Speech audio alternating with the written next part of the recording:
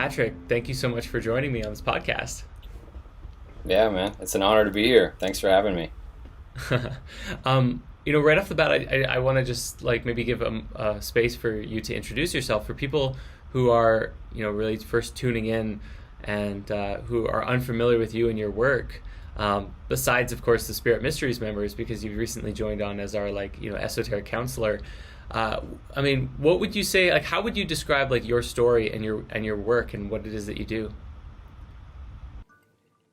Well, I think esoteric counseling is very much appropriate for what I do as far as the service I provide. But I would say, as my story and how I got to this point, or what oriented me in the direction of my gifts and how I'm sharing is really there was a certain point in my life when I came to a very, very clear promise that I made to myself and to the world, and it was just as simple as to be the best person I possibly can and to help as much as I possibly can. And I was at a very difficult point in my life when I made that commitment, but there was something magical that happened when I made that commitment. I truly made it from my heart, that started creating opportunities for me and openings that just intuitively and synchronistically guided me on my path. And how I've kind of gotten to the point where I am now is, when I first made that step, I ended up synchronistically getting involved with a magazine, and I was a creative director at a Vision magazine, which was you'd say kind of like a new age publication based out of San Diego. And that's when I started getting my feet wet. I'd already been previously doing a lot of like esoteric knowledge study and, mind state and certain cleansing and different kinds of work on, evolving my consciousness. But that was a point where it really, really started opening up to me. And at a certain point, I decided that I really wanted to follow what was absolutely directly in my heart. And so at that point, it was in my heart to let go of the magazine and then actually just travel the country. And so I went out traveling the country, and I ended up landing in Sedona, Arizona, unintentionally. And the place just, drank me in. And from that point, it was finding the specific, in other words, where could I put my heart where it does the most? And so when I was asking myself that question and really tuning into that, I've always had a knack for being able to understand people, for feel people. I'm a Pisces moon, so I'm very aware of energetics in the moment. I can really feel people's emotions, and I have the ability to explain things relatively well. So I'm able to break down certain concepts that sometimes on some level but can't quite bring into words. Or if people are having trouble kind of understanding something going on with them, I can sometimes bring contextual analysis to their situation, so it makes more sense for them. And I've kind of been that person that people reach out to when they need some insight. And so naturally that just progressed forward into me working with people one-on-one. I started with my ex-girlfriend hosting retreats around the world where we would have people come from all over the world, and we'd either swim with dolphins or whales, or we would work on activating our passions in life, and so uncovering what our passions are and how to actualize them in the world. And I started a YouTube channel and putting myself out there with just as much kind of inspiring information that I could help people with. So I would share my story, share different insights that I have. And that really started to become like one of the main ways that I share. Another thing that I do is I'm a musician. I'm a hip hop poet, so I've put a good number of songs out there that that have been quite powerful and helpful for people. And essentially that process for me is just oftentimes sharing like what my own affirmations are. So it's like making a song of affirmations or a song of uplifting content or something that brings through a very pertinent concept that's relevant to these times, and bring that across in a musical way so that I can kind of merge that emotional experience of the music with the intellect of these different conceptual things that I'm bringing across. And so music and coaching or counseling are like kind of the 1-2 punch. And I'm also really I've been writing courses also, so to really like ground in the information that I'm trying to bring across. But a lot of it has to do with like the subjective experience. Like, how do we track and become aware of our subjective experience? What's going on in our mind? What's going on with our emotions? What's going on with our bodily sensations? And how do we kind of keep track of all of these things and then learn how to in a sense, modulate them intentionally, as opposed to kind of just being caught in the currents of our everyday surroundings. So, kind of verbose expression, but that kind of contains a lot of what I do, and in a sense where I came from with it. Wow, there is a lot there. You're kind of a jack of all trades, aren't you? To a certain degree, I say there's definitely holes in my knowledge for sure, but I do span across quite a few different categories for sure, as you do too. I guess that's fair. Yeah. That's cool, man. There's a few things that I want to ask you about just from that story. One of the ones that actually stood out to me was astrology, because you mentioned Pisces moon and kind of how that related with your ability of expression. And I kind of just wanted to maybe just ask you what your experience is with astrology and your take on it, because obviously you start talking about astrology and you'll either get people very interested or people rolling their eyes. I mean, do you have anything to just add about that? Absolutely. Yeah. One of the best ways I've found to describe or to speak to, say, a skeptic in regards to astrology is that I would say astrology is, in a very simple sense, is a science for understanding the effect that celestial bodies have on the consciousness and on the planet. And so for somebody that may feel like, okay, well, yeah, but what does Mars have to do with my life on a regular everyday basis? You say, well, some of the celestial bodies that's very apparent that has an effect on human consciousness is the sun and the moon. And without the sun, we wouldn't have anything growing on the planet. Without the moon, we wouldn't have tides and all sorts of different things. And you could even go into some of the studies that have been done about crime rates and pregnancies and different things like this that have to do with moon cycles.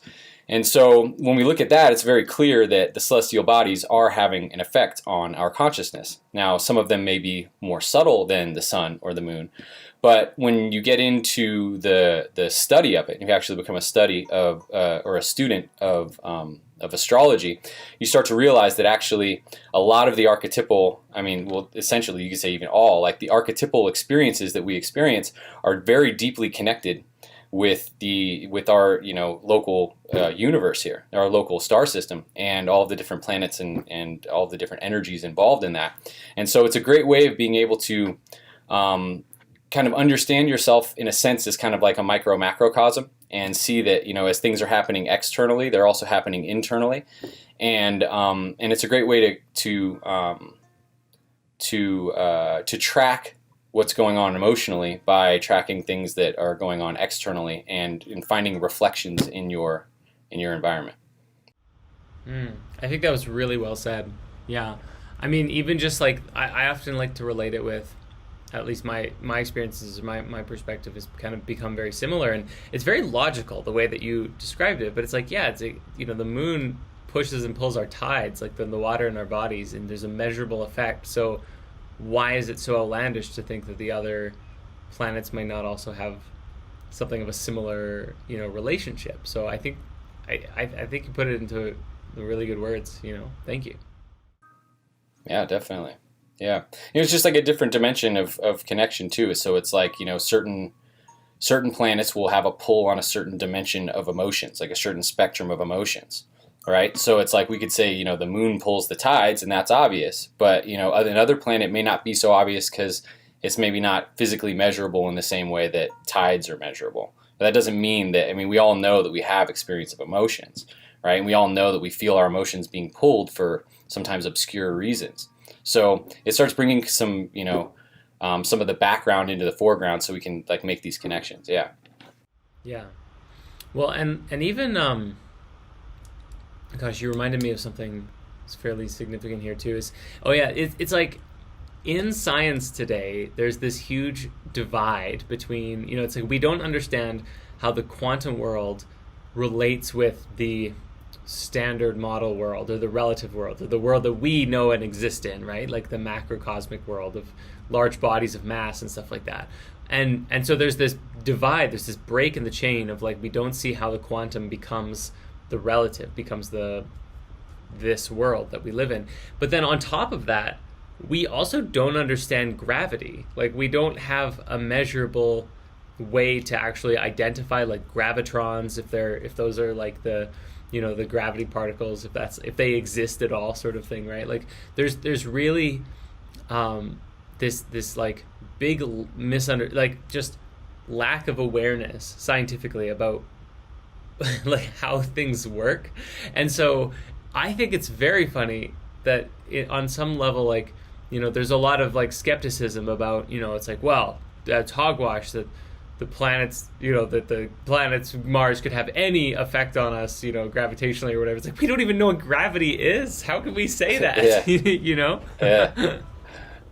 Absolutely. You know, it's so true. You know, and actually, you know, what's really inspiring is I've been working with a friend out in South France, and he's a physicist who actually does understand how gravity works. And so I'm just going to say his name, Dan Winter, and you can go check out his work at fractalfield.com. And I think you would actually really enjoy his work because you have such a great mind for the scientific aspect of things, and it's very and for like understanding systems and like big picture systems. And he really, really lays it out, and its connection to charge field compression and essentially love, and in how gravity works is essentially like the toroidal field of every plasma, everything that has a plasma body in the universe. So that whether that's a tree or a human. So it's really fascinating work. But yeah, it's like that kind of stuff. It's like, you know, when you incorporate that into the story, then all this world of all these possibilities open up, and you're like, wow, this world is way more magical than I ever conceived. And the interesting thing is that people like you and me, or probably a lot of people watching this podcast, is that we've probably had a certain level of experiences in our life, tuned us into the magic that this world, like how magical this world is, right? And so I know for myself, I'll say that, you know, a lot of this stuff that people may consider woo-woo or kind of like outside the box or just ungrounded or whatnot, it's like the reason I was able to, say, digest it and integrate it and not be so much of a skeptic surrounding it was because I had pieces in my life that completely fit with the information that's being presented. So I'm like, okay, this totally makes sense for me. But there are other people that don't necessarily feel on the same level. And not that they're any less developed, but that may just be their path, whatever it is. Maybe it's, you know, having greater insulation in their feeling sense might be part of like the gift that they're bringing forward. You know, and maybe like more of a hyper focus on, you know, the intellectual side of things without the feeling aspect has kept them less in tune with some of these you know, more esoteric experiences. So I've been able to kind of just dive into this stuff because of that. But this is where I think the beauty of bringing something like Dan Winter's work, or even like some of the newer scientific pioneers forward, is that it's creating a intellectual structure that's available for people that maybe haven't had the experiences to be able to buy into and like understand the possibilities that are available out there. And then from there, say, reduce some of the skepticism and give themselves permission to start exploring or intending to have some more of these experiences and break themselves through in different ways. Definitely. Well, it's funny and amazing that you bring up Dan Winter, and it's so cool that you're a friend of his, because I'm at least somewhat familiar with his work. Like when I first learned about you know, like Drunvalo Melchizedek and started going down the Flower of Life rabbit holes, he referenced a couple of people a few times. One of which was Dan Winter. The other was Robert Schoch, and there was one other guy whose name is eluding me in this moment, but brilliant, like Egyptologist or something. But yeah, like I mean, it's so. There's a couple things that also that you reminded me of, just on that subject of, like, you know, Dan's work finding and exploring like this new field. And we just yesterday posted a new episode of Spirit Science called Pyramid Power is Real. And in this video, we're talking about the existence of a new kind of field that seems to be interacting with the pyramid shape. And that it's from that, like the interaction between the shape and the field, that's causing these measurable electromagnetic effects, or energetic effects in our reality that like actually like facilitates like medicine gets more potent, women who were unable to have children could suddenly have children after being inside of a pyramid, and just all sorts of crazy things. Like even crops grow better. They fixed a hole in the ozone, with a pyramid placed underneath it. Just like wild things, and it seems as though, yeah, like the more that we open to like actually discovering and finding and understanding what is this effect, what is this field, how does this work, I mean it's like blazing a trail into a new paradigm for everybody. And on top of that, it's like, just the last thing that you've made me think of too is like, for people, as you were describing, like, for people like you and me, and maybe a lot of people who have listened to this or who are listening to this podcast, they have, we and they and all of us, this maybe more spiritual community has a little bit more awareness about the magic of reality. But there's so many people who are stuck in that suffering. And it reminded me of, there's a movie called That Sugar Film. I don't know if you're familiar with it, but it's a documentary, kind of like, like Super Size Me, like that, like the guy eats McDonald's every day for 30 days or something. So this is like, this Australian man is going to eat the standard American diet worth of sugar every single day, like average foods that you get in the store, but he's got to hit that, that average benchmark of how many teaspoons of sugar a day, which is some ridiculous amount. It's like 20, 30, or 40 teaspoons. I don't remember. It's this crazy amount. And so he does that for, like, I think it's 40 days. It might be 30 or 40 days. But yeah, he does that, and they explore along the way, like, the changes that happens to him in his body, as well as all of the, like, what happens, like, what's going on in the world when a lot of people will, consume sugar. And one of the biggest things was, there's this medical doctor who was basically saying, listen, when you're on this, drug, for lack of a better word, your mind and your thinking become very narrow and become very focused and limited. And then your experience of reality is like looking through a pinhole. And then you try and explain to them, it's like that the world could be so much bigger, and they don't even have the ability to, like, cognitively understand that. They don't even have the awareness to consider or know. They don't even know what life could be like without it, because they're so dependent on that like dopamine kick that they get from eating the sugar. And so that's kind of like what you made me think of, is like, for people who are so in the, just like the I guess traditional ways of thinking, according to mainstream, the way that the world is according to the the mainstream mindset, is they don't, like, they can't even conceptualize. You start talking about law of attraction and love and stuff, and unless they're open to it, they're like, hogwash, that there's no way that's possible, because life is so shitty. Yeah.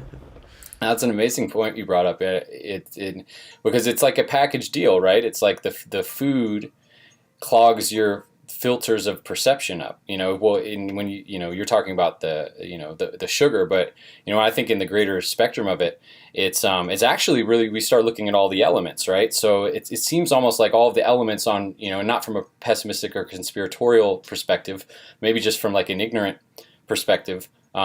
Or the perspective that this was created by ignorance, is that it seems like all of the elements have been, like, weaponized, or at least have been polluted.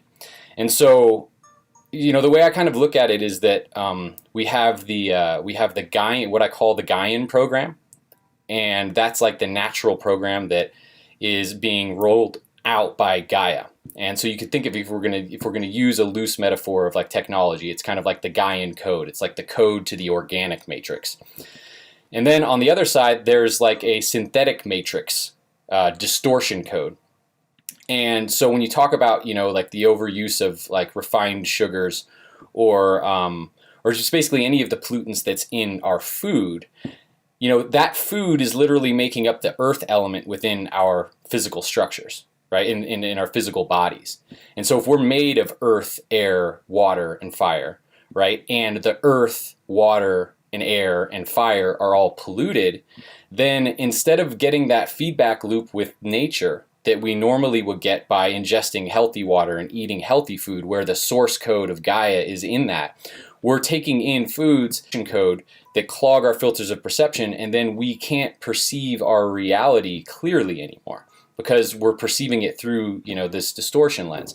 And so when you said that about the sugar just, you know, distorting, you know, they can only see through this pinhead of awareness because of basically the drug that's scrambling their filters of perception. I very much start thinking about like this whole kind of, it feels like an attack on the element on a certain level. And so it's like, so for me, it's been like a lot of my path has been, okay, well, I realize that the natural source code of Gaia is this code that is an evolutionary steward. It's here to help us evolve forward. Any real inventions or innovations of true worth came as a fractalized extension of nature, as opposed to something that was, you know, against nature, or something that was using nature to exploit it. So it's like, how do we get back in tune with that source code? And so for me, it was like, well, what I need to start with is I need to start with trying to get as clean of source code, like get back connected with the cleanest signal of source code as I possibly can, Gaia source code. So clean up my water, clean up my air, clean up my food. And then, you know, fire is a bit of a more tricky one to explain, but essentially the way I see fire is around the fire is where we used to share our wisdom, right? This is where the ancestors the elders would tell us about our ancestry and tell us the story of what we were and what it meant to be human and what it meant to be part of this tribe and how to stay connected with the planet and stay in tune with the planet. But eventually that fire was replaced by radios, and eventually that radio was replaced by a television, which had the same sort of iridescent blinking light kind of phenomenon that draws your eyes, but it was telling you a different story. And it wasn't our empowered elders that were telling us the story anymore, right? So it was a different story. And this story that we've been told has disconnected us from what we truly are. So the fire is actually a really powerful element, but where the fire has been poisoned is through the false narratives that we've been sold through the media and all these other, you know, blinking light kind of technologies that have taken the place of that. But essentially, when you look at that, then we have these four elements, right? And so how do we get back to our true self? How do we find that true Gaian impulse that's within us? Well, it's like we need to cleanse our palate, right? So, you know, they say, you know, there's like a lot of, they talk about like slave cultures that would actually develop a palate for slave food, develop a palate for slop, right? And I think that's what's happened to the culture in many different ways. It's like we've developed the taste for these unhealthy things. So we like to watch these movies where people are, you know, suffering all the time, and we've like gotten into that, right? People like really, you know, like McDonald's, like really chemical filled food. People enjoy that, develop the taste for slop. But what I found is that if you purify your fast from, you know, destructive media, you do a fast from chemical filled foods, and you get back to purity, it cleanses your palate, and then you are able to make the discernment between something that's healthy or something that's unhealthy, right? And, you know, a classic example of this is I used to love the smell of colognes. Like, and I remember as a kid being like, "Oh, that cologne smells so good," and this and that. You know, but after a period of time where I stopped smelling colognes because I knew that they were all chemical filled, and then I got really into essential oils. Then it was like, then I would smell a cologne or like a deodorant, and it would instantly smell like the chemicals that were actually in it. I could smell the chemical toxins in it, and it was gross to me. But I had to clear my palate. I had to clear my, you know, my like olfactory palate, or, and this goes for all the categories, your emotional palate, whatever it is. You have to clear that palate to be clean, and then you can actually sense it. Because when we're filled with these toxins, and we've been bombarded since we were kids with all of these like low level inputs, it's really hard to make the discernment between what's in alignment and what's out of alignment. Dude, you touched on so many things there that I like, that just really, I mean, I want to talk about all of it.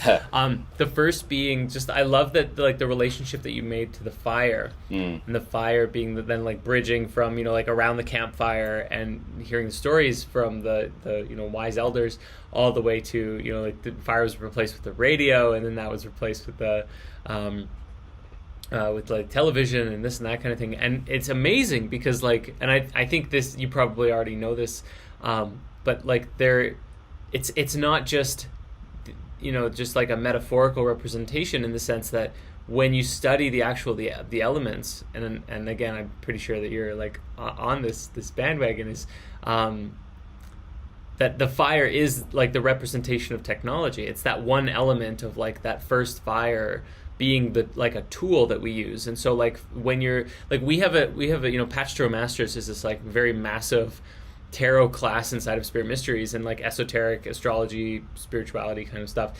And like we go into each card for like an hour and a half, sometimes more. And when we did the Aeon, whose elemental representation is, or astral signature is, the element of fire itself, there was like this massive dialogue about fire and technology, and having that same effect, because the like, even the way that like technology works, especially like computers and TV and stuff, is little electrical signals, and electricity is like a refined form of that fiery element. And that's why like even in like pop culture, in like Avatar: The Last Airbender, like the firebenders can shoot lightning. Well, not all of them, but it's like a refined skill that can be mastered by a select few, kind of thing, right? And so I mean, it's a beautiful representation. And I like that you also described like the sort of the artificial matrix versus the organic matrix, because it really is, it all kind of comes down to the story that is being told. And the story that is being told through the media and through, like entertainment and stuff like this, is one that is not, it's limited to, it's like that pinhole awareness. It's like limited to a root chakra story, or a sacral chakra or solar plexus chakra story sort of thing. And then sometimes the movies, in Hollywood and stuff, sometimes they'll like touch on the heart. They'll be like, like Pixar will have a ending the movie that'll like kind of make you cry and kind of make you feel a little nice, but like that's about the extent of it. And there's very little, especially when you go into like the modern media news sort of thing and advertising. It's almost all just like this very root level vibration. And then when that's what everyone keeps hearing and seeing and paying attention to, that's where their consciousness is. And so everyone, there's this just like limitation of consciousness, because there's very little conversation that is expanding the mind out to the great beyond, up all the way to the ground and beyond. And like also like just empowering people to live from a more, grounded, centered, healthy, balanced sense of being, like balance between this higher awareness and this root level existence, right? It's like the collective conversation is very limited. But I think that there's, at least from my vantage point, what it looks like to me is that there's this like, almost, I don't know how to describe it. In my mind, it like appears like a disc, but it's basically like, it's like the coin, it's like the two sides of the coin, where maybe up until recently, the masses were very, had a perspective about the way that the world was. And there was this sort of like, there's that conversation of like, the world is waking up, right? And that's sort of like the flipping of the coin, the other side. And now it seems like that coin is starting to like actually maybe even like spin or something, because there's, for example, we're in this pandemic right now. We're in this this big massive quarantine. Everyone's supposed to be wearing masks and staying away from each other. And from all the reports that I've seen, there's something like an incredibly high percentage. I forget specifically what the percentage is, but like an incredibly high percentage of people believe some form of conspiracy theory about this pandemic, right? And there's a lot of those different ones, but the biggest one being that this was not an accident, that this was planned, right? And so, of course, and it's this very interesting that like the mainstream media is like doing everything in its power to violently attack and suppress that idea, that story that this could be a planned thing. But then when you start really going down the rabbit hole and you see that like all of these media outlets are all owned by like the same companies and the same people, and it's like, and it's this controlled story, and you see those clips where it plays like 50 different news stories saying the exact same words and sentences at the same time. And it's like, okay, so if it's true that the pandemic, if like this story is, if it's just a conspiracy and there's no substance there, why is the media so violently against it? Where otherwise it would just be like they would just not even talk about it, right? Like, it seems as though there's something really going on here. And this is what I'm saying of like that whole like waking up is we've got these like two very potent perspectives now of what reality is and what the world is like and stuff like this. And maybe even who's in charge, right? Because like, you go down the rabbit hole, it gets weirder and weirder. Eventually you're getting to like reptiles and stuff, right?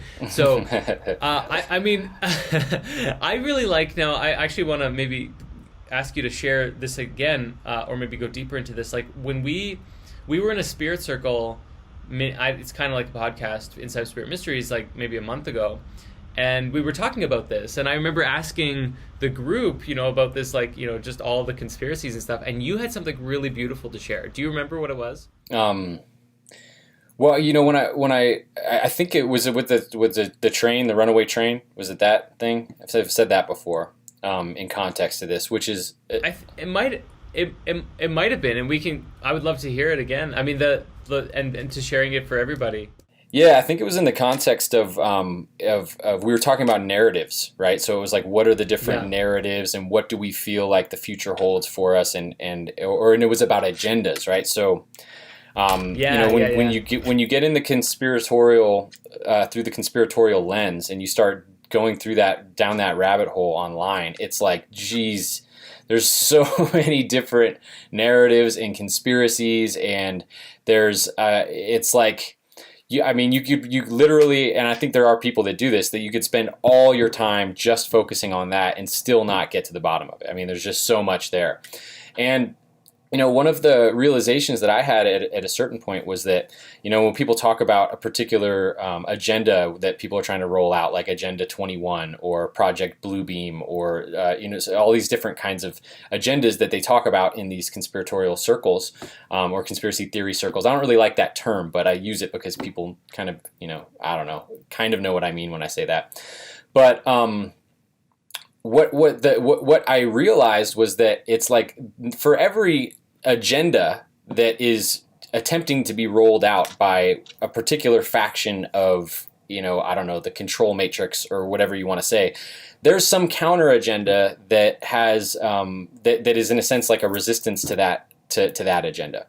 And when you start looking at just like life in general, is everybody kind of has their own agenda as individuals. Everybody's got their own agenda, and nobody's agenda goes perfectly. Happens is that agendas bump against other agendas and other agendas and other agendas, and eventually what unfolds as the reality is a kind of like summation of all of the different agendas as they come together and counteract each other, or influence each other or modulate each other, and it crystallizes into this collective experience that we experience as our reality.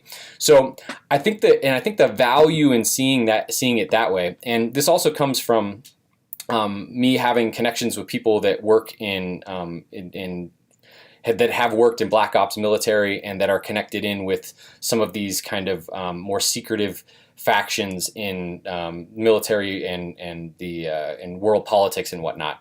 And the stories that I hear is that there's a lot of different people that are essentially, and the metaphor is essentially fighting over the wheel to a runaway train. And so, like, the world and our reality is kind of like, it's not in anyone's hands, and but there are a lot of people are fighting over the wheel. And so, because of that, I don't really collapse on any particular, theory or conspiratorial agenda as being like the way it's happening. But because that seems like how a lot of people relate to it. They'll say like, okay, this is the agenda. They're trying to roll out Agenda 21. They're trying to roll out this thing, and this is, how it's going to happen. And they start anticipating it that way. And I don't think it's necessarily, a waste of time to tune into those things, but I think it's important to consider that, well, there's a lot of different people moving from different directions and different angles, and what's going to happen is probably something completely unpredictable. That is, like I said, it's a result of all of these different agendas kind of clashing and then creating, its own unique shaped wave. Man, I love the analogy of the runaway train. That's so good. It actually brings some, at least peace. I mean, I think maybe it's just for me, I don't know, like this idea that, because when you go down the conspiracy theory rabbit hole, it can become very frightening because of the nature of some of those conversations, right? It can become very like, oh dear God, there's this giant plan to like herd and corral all of humanity into, like tiny boxes and, keep us so controlled and microchipped and kill off 90% of the population. And so that's like frightening levels of conspiracy. And like, certainly at some level there might be an agenda like that, but to have that sort of like, and there's also so many people and organizations and organisms and just like groups of people going in different directions that collectively they're it's like there's hope for us, and we shouldn't just like throw in the towel and be like, well, we're screwed. But to actually just to have a little bit of faith and like move in the direction of like being about something that is meaningful to you and something that will actually like potentially create some difference and change in the world in a healthy and positive direction is something that, I mean, we can all hold to, and it's a good feeling to, I think, to be able to like, be in that mind state instead of that mindset of fear. I mean, we even talked about this in our first coronavirus spirit science episode, which was like, well, sure there's a virus, but like the real virus is fear. Like, look at how afraid everybody is, and how that affects the cortisol in your body, that affects the stress hormones, that affects the way that you become more susceptible to disease and to even to viruses. Like, your immune system drops when you're more afraid. So the best thing for everybody is to like be confidently in their power. But again, like we go to the the news and the media and stuff, and it's just like, be afraid, be afraid, be afraid, be afraid, be afraid. It's like everything that's like being like shouted at us from every direction, which is a really good reason why not to listen to the news. Absolutely, right? Yeah, and it's like, and it's also it's not underestimating the power of optimism and the power of hope. Because hope can change your fate. Hope can really change. The optimism can absolutely change the story. It can change the trajectory of everything. And so I think it's extremely important that if we are, exploring in our own sovereignty, if we're exploring these different conspiracy rabbit holes, that unless we want to help create a negative timeline to manifest, then it's really important that we're very, very aware of the vibration that we're holding throughout the process, and we're also aware of the creative capacities that we have to reframe in a healthy way, in a grounded way, reframe whatever we're exploring in a way that actually empowers us. Because if we're not using whatever information that we're getting to empower us, then what's actually the point of taking the information in? Now, the way I see it is that we should never deny facts. But regardless of what the facts are that we're looking at, it's still, for us to make meaning or to make sense of it within our psyches or within our consciousness, it requires us to interpret it in some way. So if we don't have a mechanism for being able to creatively interpret the facts in a way that's empowering, then maybe we shouldn't be exploring these kinds of things so much.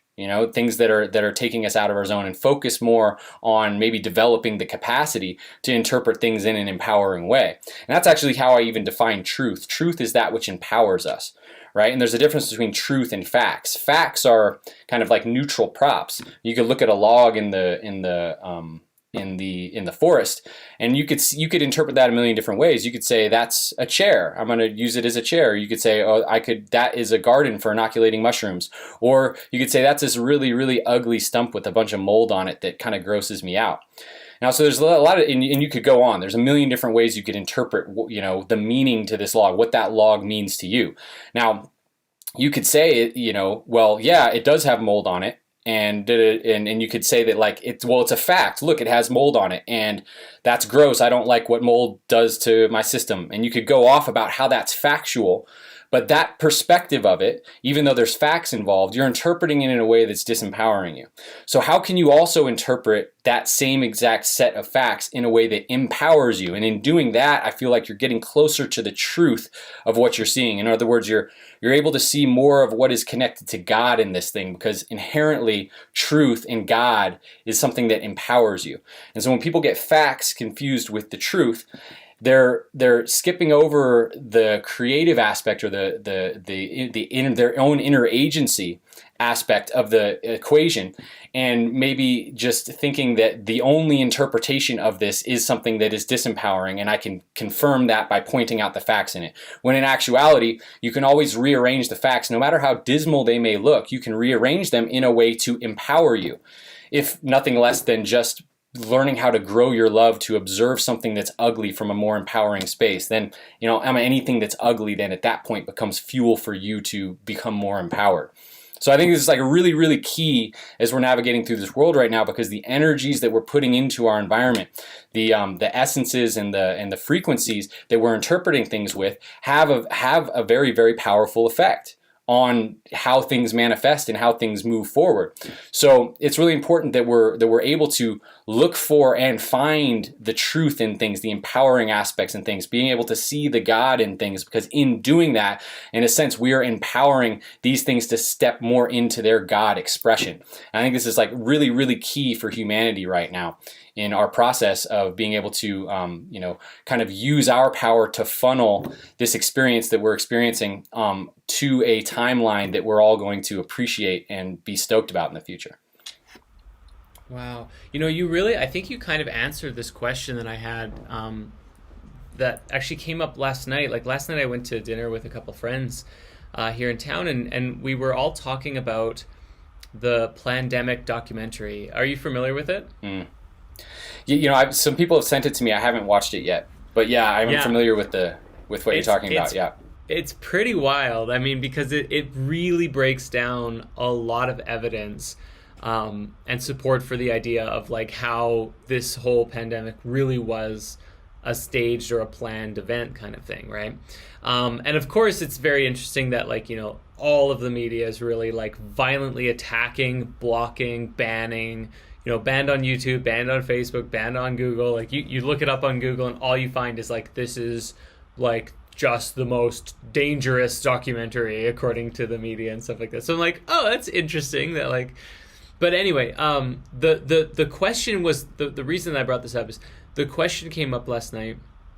We were having dinner and we are talking about it, and it's like, it really feels a little bit like damned if you do, damned if you don't kind of thing when it comes to like engaging in this material, because if you don't watch it, you're choosing to kind of live in ignorance in a way. Like you're purposefully, well, unless you've never heard of it. But if you if you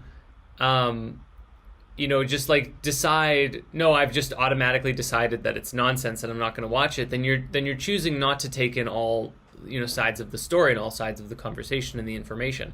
But once you do take it in, and you start to look at the world through that lens a little bit, and just like even feeling it out, like seeing what is this like what does it feel like to live in that reality, and like how does it feel to look at those arguments and that conversation that's made, and like to engage with really like that level of control that's imposed on on the world and stuff like that. What do you do about it? Right? It's like you still have to, work a job or, get food and live and kind of be a part of the systems. And, how do you live a holistic life if like literally it seems as though like, I mean, you go out to go shopping and like, even if you're just getting groceries, you're probably funding, like these wealthy multi-billionaires in some ways, right? And this you're kind of fueling this false matrix just by existing. And it's sort of like, wow, like how do you go on after that? Like where's the balance line? And I feel like you kind of really just touched upon that in a beautiful way of like, I mean, maybe you can even get even more into it if there's anything that comes to you, but just the basis of still striving to live that, like a healthy life that is in alignment with your soul, seems like a pretty good place to start. Mm-hmm. Yeah, I think that's really the only place to start, because if you're not connected to your, I mean, there's a million ways of saying it, to your true essence, if you're not grounded, if you're not tapped into your source, then whatever distortions that you act with, whatever disconnections you're acting with, even if your intention is to create positive change, it's going to contain those distortions within it. And so I think, before we can really be of service, we have to really check ourselves and make sure we're in alignment. So I think the first step absolutely is to get back in tune with your, I like to say, true nature. Right, and that's like back to the Gaian Program. It's like, get back in tune with the Gaian Program, and then from that space, act from a space of love, act from a space of compassion. And a lot of what I see in the world today is on say the less than optimum spectrum, is people that are stirred due to all of the different things that are going on, and many of cases in which it's like absolutely justified. The anger is justified, the frustration is justified. But it seems as if the justification of the anger or the unrest or the upsetness, in their perception, that justification for feeling that way is also a justification action as an expression of that anger. And where I feel like there is a very important aspect to acknowledging the rage or the frustration that we have in the world for all these things that are going on, that it's our responsibility and that there is actually something we can consider as sacred rage, right? Where it's actually it's the appropriate response to be angry to some of the disgraceful things that are happening. That is an appropriate response. But how we express that response can be in a reckless way or in a responsible way. And so, how do we express our anger? How do we express our our rage or unrest in a way that actually helps, right? Not just just like like I said, reckless like expression of it. And part of being able to do that is being able to, in whatever way that you can, have some sort of methods for getting back to your center, getting back to that balance point, so that you can truly feel who you are and you can move from a place of love, right? Because if we're angry about something going on, that anger can turn into hate really quickly for the perpetrators. Whereas sacred anger would be acting out not in hate for the perpetrators, but in love of the sacred that you're protecting. And that's a completely different space to operate from. So I feel that that it's absolutely imperative that we come back into balance. And this is, I was saying everything about the Gaian Program and whatnot, because it's this balance space that we need to start to operate from in order to truly be of service. And if we're not actually operating from a grounded, integrated space, oftentimes we create more problem than we actually solve. And it doesn't matter how justified we are in our anger or how clearly we can point out that there's problems with the world. It's our responsibility to take that and then alchemize that into an intelligent and grounded and heart-centered approach to our own expression in our life. And so for me, as far as like how I'm integrating all of everything that's going on, is there was a certain point when I realized that I could not look to the external world. And this is a concept that I had already practiced, but became very, very pertinent at the time that all this started happening, was that I could not look to the external world in order to make a decision about how I felt about things, or how I felt just in the moment, or how to be. And, and that's probably like a very common modus operandi for humans. It's like, well, you look around at your reality, and based off how good things are doing is how good you feel, right? But what I realized is that I needed to self-source good feeling, because if I just responded reactionarily to all of the atrocities happening on the planet, or all of the misfortunes that would happen just even, say in my life, or, anybody's life, if we respond that way to it, then then we're actually not in the driver's seat. We're in reactionary consciousness. And what changes things, what helps create a different world, is when someone from an internal conviction acts outwardly, as opposed to respond, or a reactionary act that's coming from the interpretation of what's happening externally. So it's like, you could kind of say, if we're reacting to negative things in the outside, then we're going to put more negative out. So what we have to do is kind of like be like a cleanup machine. We need to come into our space, get into our vibe, and then from that space, bring that forward into everything. So we got to bring the good vibe into the negative things that we're experiencing on the outside, as opposed to letting those negative things set the tone for our vibration and then perpetuate that same negative vibration, right? And so this is a major kind of orientation that I have integrated into my perception with things, and that is also associated with not getting necessarily too caught up in trying to change things on like a crazy global scale, from the perspective of needing to get a huge following or get a huge voice, or like dive directly into the political sphere and affect people directly in the political sphere. For the people that have the capacity to affect things on those levels, that's their work to do, right? What I feel like a lot of the average person's work to do is, and obviously follow where your heart is going. But is like, and I'll even just speak for myself. It's like, can I create the most beautiful relationships with the top 30 people that I spend time around in my life?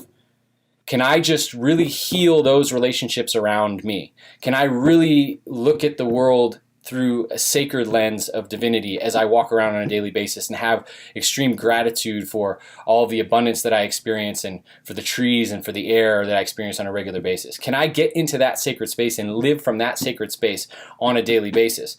Because all the people in my network will be greatly affected positively by that. And each one of the people that are positively affected in my network have their own networks, and those people will be tremendously positively affected by that.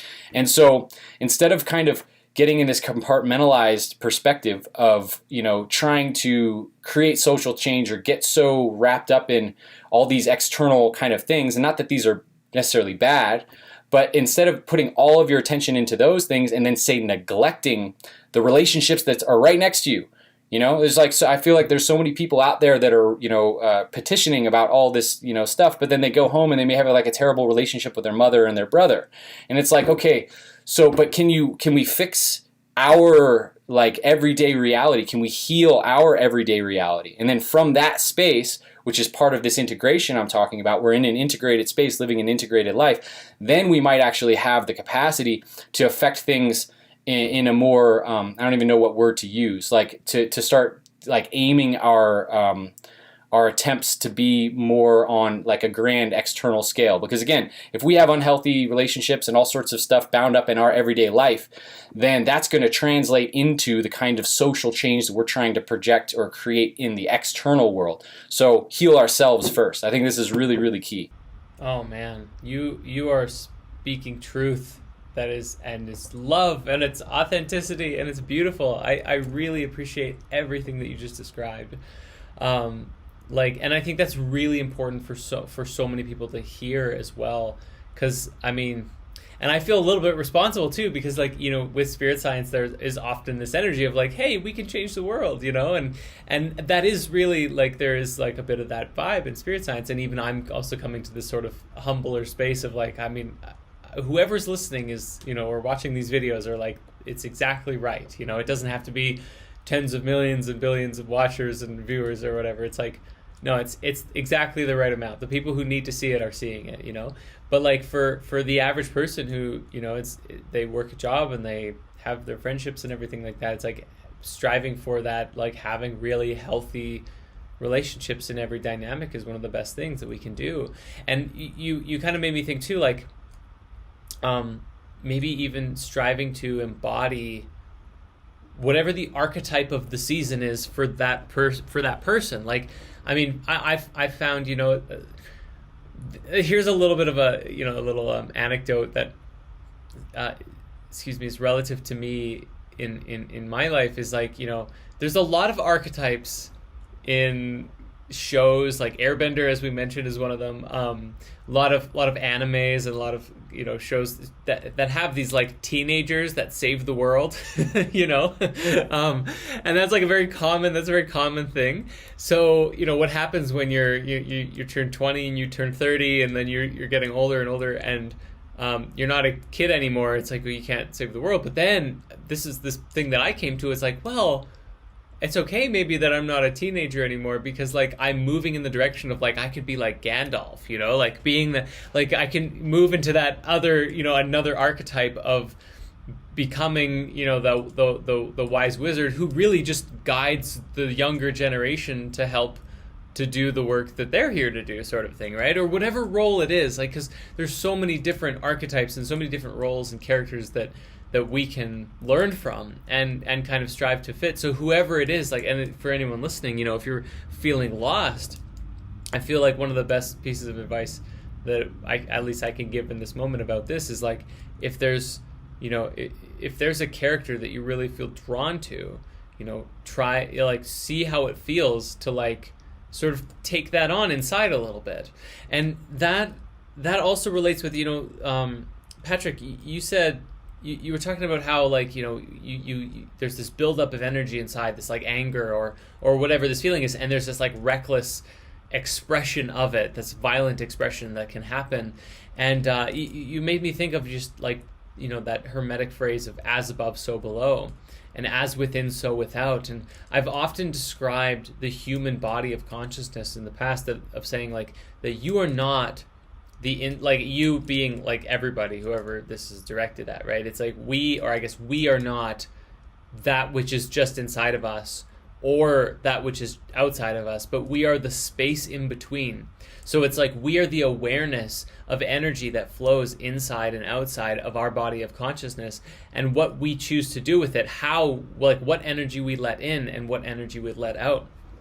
And there's something I think to be said about like when energy comes in that triggers you and builds up this anger within you, right? It's like it's very easy to just like let that fly out in the other direction and be outwardly find its expression.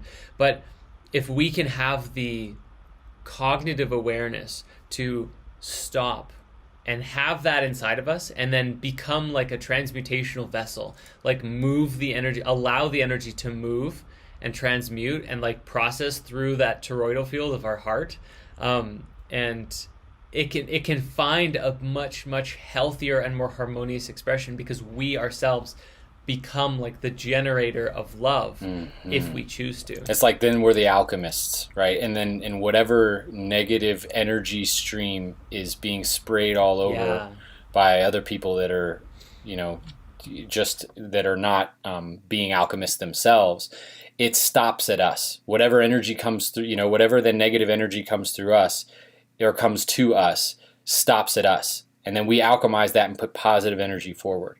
So in the sense, we're like vacuum cleaners, vacuuming up the negative energy and then, putting out positive energy. Absolutely.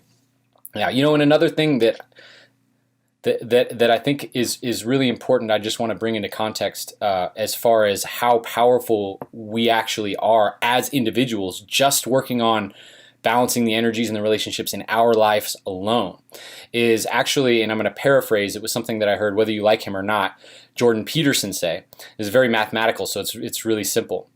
He said, everyone will know and affect 1,000 people in their life, and each one of those people will know and affect 1,000 people also, which means that you're one person away from 1,000,000 people, and you're 2 people away from 1 billion people and 3 people away from the world, your network is really powerful, and the energy that you put out does ripple out to everyone in the whole world. And when you actually see it from that perspective, you realize how powerful it is. So when you're walking by people during the day, that smile does make a difference. That making that phone call to your parent that you haven't talked to because you had a falling out, that does make a difference, because that echoes to on through them, to everyone in their life, to everyone in those lives, people's lives, and on to the whole world. So I think that's important to remember.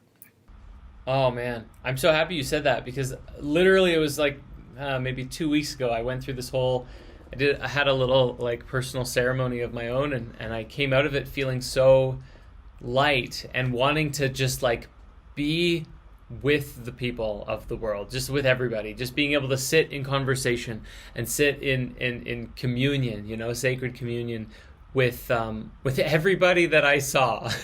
And there was this big dichotomy inside of me of being like, but I have things to do. Like I'm walking to the store. I'm not going to sit down in the grocery store with everybody who's there, and like, because I have to get home. There's videos and projects and all these. My schedule's very busy. I got podcasts and stuff. So there was this conundrum inside of me. I'm like, how do I do both? And you've really, I think you've actually just really helped me answer that question of, even just being present for that smile, or like, because when the conversation, I think there's probably a natural dynamic of like, not everybody you need to have a conversation with in every moment, but the ones that you do have to have, or that are natural to have, they will happen naturally, right? If you're open to it, and then it'll happen at the perfect time and take the perfect length.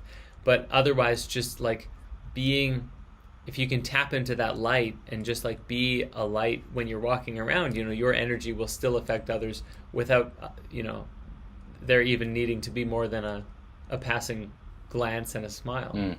Yeah, absolutely. And in fact, so thank you. Definitely. Yeah. Well, thank you for, just being here and inviting me on, and everything that you bring forward. Another thing I wanted to mention in regards to partially how you responded to what I was saying in your own self-reflection as far as like reaching large groups of people, is that, this doesn't at all, what I'm saying doesn't at all contradict the power that is available in reaching large audiences and affecting large groups of people, in like a one-directional way. In other words, where like one person can like affect a large group of people, or a small group of people can affect a large group of people. I think this is a this and that kind of thing, and certain people find themselves in very, very powerful positions in which I feel like the nature of their evolutionary process has put them in that position, because there's a particular I don't want to say the word obligation, because I don't want to make it seem as if it's like like a requirement, but it's like an opportunity for them to take greater responsibility and affect change at a larger number.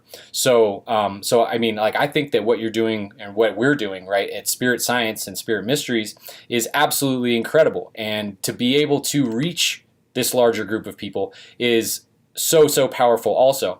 But I feel like in order to maintain the integrity of everything that we do, especially like on a large level like this, it's imperative that we're also working on our own individual levels, refining our relationships in our everyday life too. So it's really like a this and that thing.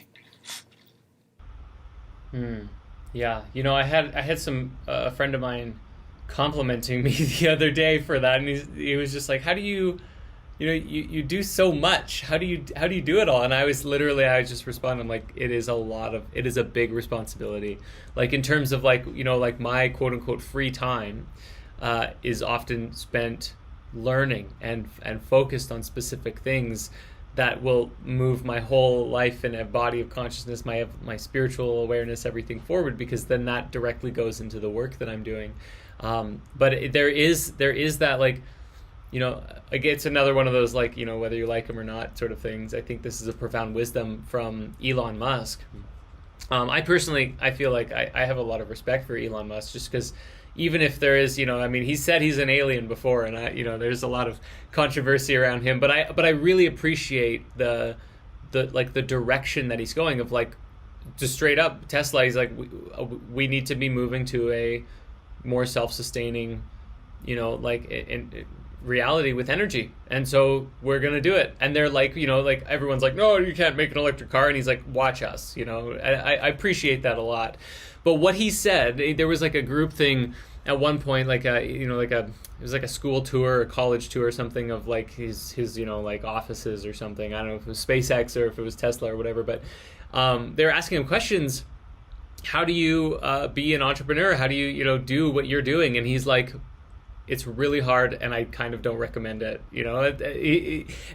And he was really speaking to like the level of responsibility and trial and error, and like most people who start a business of some kind will fail, and then they'll give up because it was very difficult, because it really requires, and I can just say, like, speaking from my experiences, like, I'm very blessed and lucky that like I felt like in a way like Spirit was preparing me for this for a long time, because I fell in love, like I just completely fell in love with animation and storytelling and making videos as early as the age of 12. Like I was animating stick figure fights inside of the dictionaries in grade 6, and then the next year I went into junior high and I learned about Macromedia Flash, and I started making like digital cartoons, and I never stopped. Like it was a huge passion. And so by the time I had the spiritual awakening at 19, I was already like a very, I would say, as far as like a self-taught animator,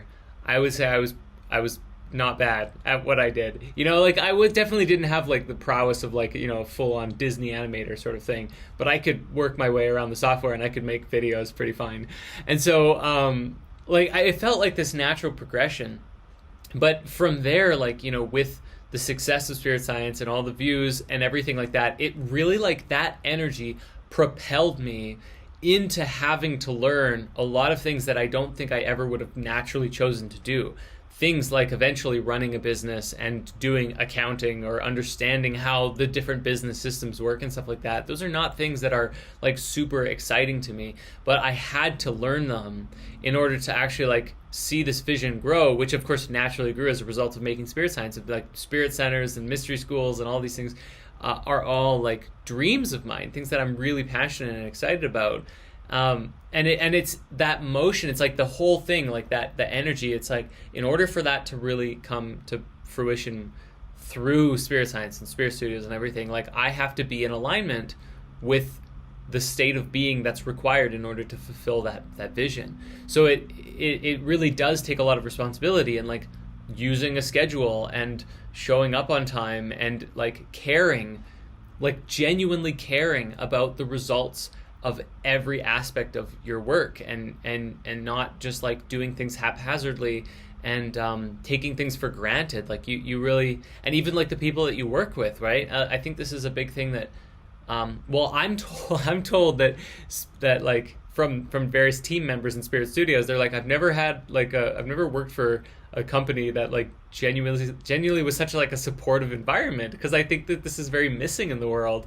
But it's like I really want the best for everybody who works with and for me and Spirit Studios, and I think that leads to a really healthy environment and really great output and really great content and stuff like that we produce as a result of like everyone being really engaged together. So, but like all of that, it all comes from doing that self-work, right? Like being able to show up for yourself. So for anybody who's, starting their own adventure, it's like, know that this is a very big, beautiful journey with amazing, results, but you have to be willing to see it through, even when failure comes knocking at the door, because the failure is like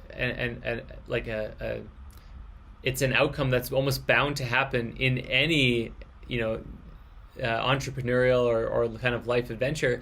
But it's really just like it's there as a test to see if you will persist through the struggles and have faith in the greater picture and mission and vision that you're trying to Absolutely. uphold. Yeah, and I think and I love how you spoke to that. It was really beautiful, and I really appreciate and respect your path and everything that you've done thus far, and how you've been able to stay so in integrity on this path, bringing these fruits to humanity. And with this makes me think of is in some of the independent Rosicrucian studies that I've done is they talk about a specific kind of being, which is like a false light being. And in making discernments between whether it's a false light being that is kind of working with you versus whether it's an in central pillar, as they would call it, like being, or Christic being, and that when you are in a sense receiving like a spiritual mission, like a divine mission to pursue, that if you that there's a when it's legitimate, that there's a weight that comes with it too. It's not just this like, oh, I've been picked, or this is so exciting, and like I'm this really special person that's here to do this really special thing, where it's like all this upside of just, an inflation of your spiritual ego.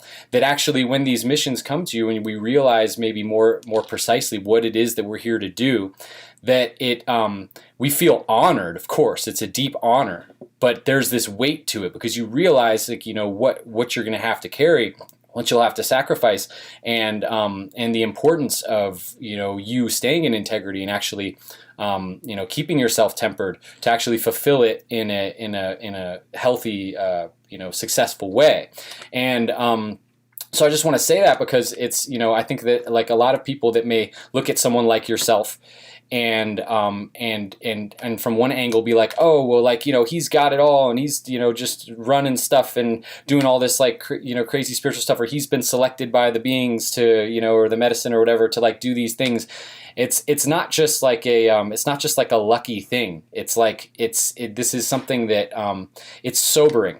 And it's very grounding, and it's like, okay, I got to be serious about this, and it's from my heart and it's love, but it's, it has a weight that comes with it, and that's actually a good discernment also for you knowing if there may be some sort of ethereal influence that might be trying to get you to spin your wheels a little bit, or like inflate your spiritual ego, which is actually very, very common for people in the beginning stages of their spiritual development. They start coming online, beings will come and inflate their ego and tell them they're these grand masters that have all these powers and they're supposed to do all this stuff. But you can kind of tell the difference between a being that's kind of blowing smoke versus like some sort of communication as to like a true mission, because true missions, like I said, they come with a certain level of weight and like kind of like a slap in the face. Okay, like I got to be serious about this. Man, I'm so happy you said that. That is exactly what happened to me, 100%. I don't know if you could say it was like coming through in entities or people or both. Yeah, probably however both. It comes through. But yeah. it was literally like I made spirit science, and again, just it's like I didn't have that Gandalf in my life to support me and help me stay grounded or rooted. Like it was me, and like I mean, me and 1,000 voices or 10,000 voices from around the internet, like sending me stuff, and most of my friends, if not all of my close personal friends, all kind of very distanced themselves from me when I made spirit science. So I felt it was like a shift. I felt very isolated, but also like had more success than I'd ever had before, because there were so many voices. But like I can't tell you how many emails, comments, and messages that I received from every social media channel and in my emails that were like, you are the Messiah here to do all of this stuff, and right. and it kind of went to my head a little bit at first, because it's like, what do you do? I mean, when so many people are telling you that, and I mean the result of that was just I kind of just got a little bit. I guess I just took for granted all of the love and attention and affection that I was receiving, because I was like, well, I must have there's something really special about me, right? And there was a crash that came from that. I was very manipulated into a specific relationship and circumstance through that sort of ego that had been building up in me, and the result of it was like I almost lost spirit science entirely, and it was a really difficult time. I've been coming out of it the last few years of like rebuilding and recreating things with a lot more understanding and humility and awareness, after having gone through those waves. But it was it's a very real thing, and like I still see it today.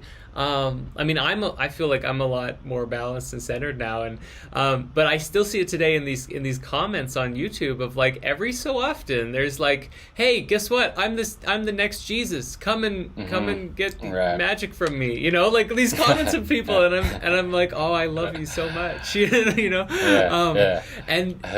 and even still, I'm receiving within me like deeper lessons of humility and like understanding about, you know, there's been this big push that I've had of trying to understand ascension, you know, because this has been like a conversation that first I was introduced to, you know, from Drunvalo's books, and of course like the Bible and everything, and but Drunvalo really described like what a dimensional shift could look like, and like people basically, you know, becoming like gaining some sort of supernormal abilities. And I've had these ayahuasca ceremonies where I've seen both like people in mass as well as like myself learning how to like levitate and fly. And of course there's all these stories of like Buddhist masters or, you know, Hindu masters that have like gone through the depths of learning their spiritual mastery and like actually like gaining these kinds of abilities. And so I became very interested in this, and have been talking about it and like exploring it, and I think that on some level that these kinds of things are possible. But at the same time, I very recently had this, you know, this sort of Christ. It was a ceremony I did. I had this sort of like Christ consciousness reconnection sort of thing, and I was like, well, straight up, how could I help people if I'm flying through the sky, if nobody else can fly? I mean, the best place for me is on the ground with everybody. And it was just like this wonderful, like peaceful, like, yeah, you don't need to fly. I mean, if it happens and you like gain that ability or some way, like beautiful, like use it to the best of your ability, but you know, be honored and humble in being here with everybody right now. And I was like, wow, that's really special. So I'm grateful, really. And there's so many ways that we can learn and practice humility, and I think that's pretty much one of the greatest ways to transcend, is acknowledging that there's so much beyond us that we don't know and understand. Absolutely. Yeah, you know, and I feel like a lot of these siddhas or siddhis that people develop, you know, so I've heard through my studies and to a certain degree with some personal experience. I'm not to try to make the impression that I have some crazy powers or anything, but that it's more of like a side effect of growing your love than it is or at least that's like I would say like more of the appropriate path of moving towards it. You see a lot of people that, you know, might get really fascinated in the idea of like levitating like that, and then just put all this like effort into focusing how to levitate. But where I hear a lot of like masters where they first get their siddhas, where they first come online, is in, you know, some sort of moment of distress when when in order to be of service to some other person, they needed to last second like pull something through that they didn't know that they had. And that's actually how oftentimes they come online. I'm thinking of one story in particular of a guy that worked with a master named Max Christensen, one of his students. He learned how to teleport, but he was able to teleport in Japan because during the tsunami there was a woman that was pregnant, and she was giving birth, and she, you know, in the midst of all the chaos from the tsunami, and he didn't, he picked her up, he didn't know what to do with her, but he wanted to get her to the hospital, and in that moment, he somehow, drew upon these deeper resources within him, and was able to teleport her to the hospital. And funny enough, he actually got caught on camera doing it. So now he's this like big celebrity in Japan. People go to like learn, spiritual practices from him and all sorts of stuff. But that's, just a story of how a lot of these like powers actually come online because you're in your heart trying to be of service in the right way, and it's through the growing of your love and through the development of your integrity that these things come online, as opposed to doing you say more of like a dark magician path of like just trying to develop these skills so that you can use them for your own benefits in whatever kind of selfish way that people might be trying to develop these things. Yeah, well, this is very interesting to me because that conversation actually came up.